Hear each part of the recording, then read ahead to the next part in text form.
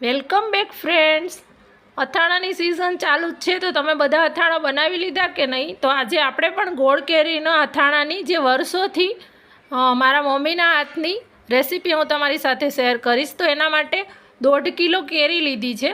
કેરીના ટુકડા કરી અને એની અંદર હળદર મીઠું ભેળવી અને 3 કલાક રહેવા દીધી. ત્યાર પછી પાણી છૂટ્યું એટલે કેરીના ટુકડાને એક કપડાં પર કોરા થવા માટે સૂકવી દીધા અને એને 8 થી 10 કલાક માટે એ કેરીના ટુકડાને આપણે સુકાવા દેશું. અને એ જ ખાટા પાણીની અંદર આપણે જે ગુંદા આવે એને 3 કલાક પલાળી રાખ્યા. ત્યાર પછી એ ગુંદાને પણ આપણે 8 થી 10 કલાક માટે સૂકવીને રાખી દેશું. આ ગુંદા અને કેરી બેઉને આપણે છાયામાં સૂકવવાના છે, તડકામાં નથી સૂકવવાના. અને એ સરસ સુકાઈ જાય અને એની અંદરનું મોઇશ્ચર પણ જળવાઈ રહે એટલા માટે આપણે છાંયે સૂકવી અને એને તૈયાર કરી લીધા છે. તમે એને જોઈ શકો છો. હવે આપણે મસાલો બનાવવા માટે એક મોટું તપેલું લીધું છે.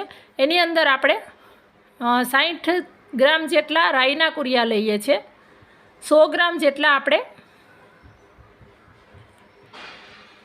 ધાણાના કુરિયા લઈએ છીએ. ત્યાર પછી 60 ગ્રામ જેટલી આપણે વરિયાળી લઈએ છીએ. વરિયાળી અત્યારે આપણે આખી જ રાખી છે. વરિયાળાથી આનો સ્વાદ બહુ જ સરસ લાગે છે.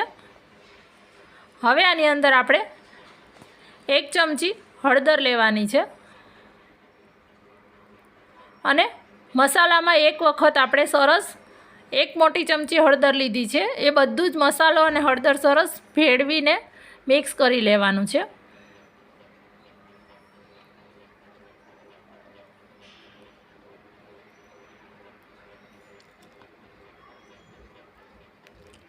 હવે આપણે આની અંદર વચ્ચે ખાડો કરી અને હિંગ એડ કરી દેવાની છે.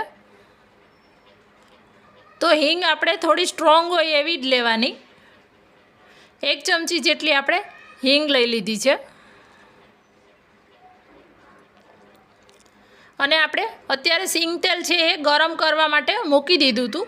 હવે સિંગ તેલ આપણું સરસ એકદમ ગરમ થઈ ગયું એટલે આની અંદર વઘાર કરી દેવાનો છે અને એને ઢાંકી અને રહેવા દેવાનું છે થોડીવાર માટે.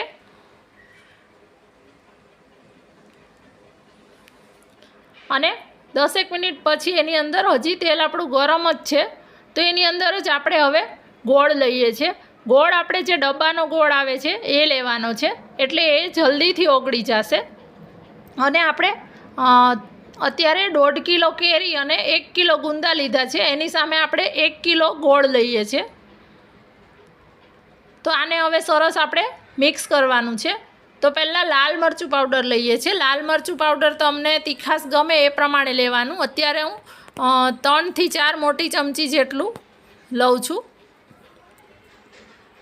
3 ટેબલ સ્પૂન જેટલું.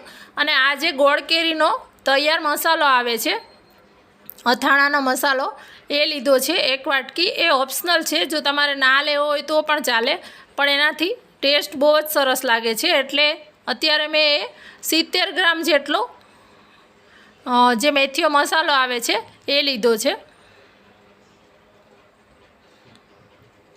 હવે એને સરસ ભેળવતું રહેવાનું છે એટલે ગોળ ઓગળી જશે. આ રીતે જ થોડીવાર માટે ભેળવશું એટલે ગોળ આપણો છે એકદમ સરસ ઓગળી જશે. અને તમે અત્યારે જ અથાણું જોઈ શકો છો. ઘણાનું અથાણું થોડો ટાઈમ પછી પતલું થઈ જતું હોય છે, પાણી છૂટતું હોય એવું, પણ આ અથાણું એકદમ સરસ ઘાટું છે અને આવું ને આવું જ રહે છે. હવે આ મસાલાને આપણે ઢાંકી અને 1-8 કલાક માટે રહેવા દેવાનું છે. તે એકદમ ઠંડુ થઈ જાય ત્યાર પછી આપણે એની અંદર આપણી જે કેરી છે એ ભેળવી લેવાની છે.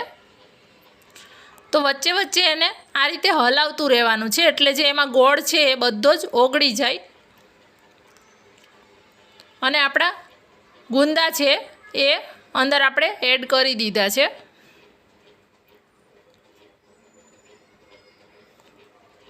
અને ગુંદા કેરી આપણે સૂકવીએ ત્યારે એ વાતનું ધ્યાન રાખવાનું કે એકદમ ડ્રાય ના થઈ જવા જોઈએ, નહીંતર કડક થઈ જશે તો અથાણામાં પછી ચાવી નહીં શકાય. અને આ તમે આ રીતે બનાવશો તો તમે જે મોટી ઉંમરના હોય એ પણ ખાઈ શકશે અથાણું.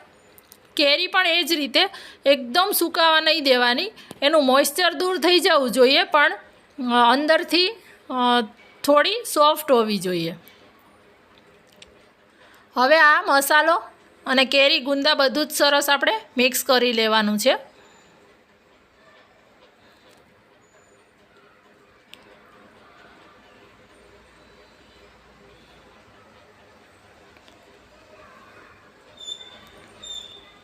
આ બધું જ મિક્સ કરી અને આને 2 થી 3 દિવસ માટે ઢાંકીને રહેવા દેવાનું છે. 2 થી 3 દિવસ પછી આપણે વચ્ચે વચ્ચે એને રોજ 2 ટાઈમ દિવસમાં હલાવતું રહેવાનું.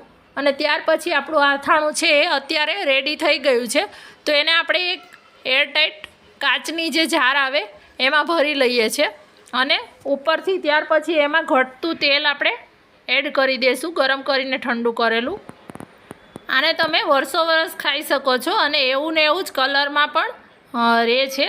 તો તમને આ રેસીપી કેવી લાગી જરૂરથી એક લાઈક કરી દેજો. રેસીપી ગમી હોય તો શેર પણ કરજો. Thank you.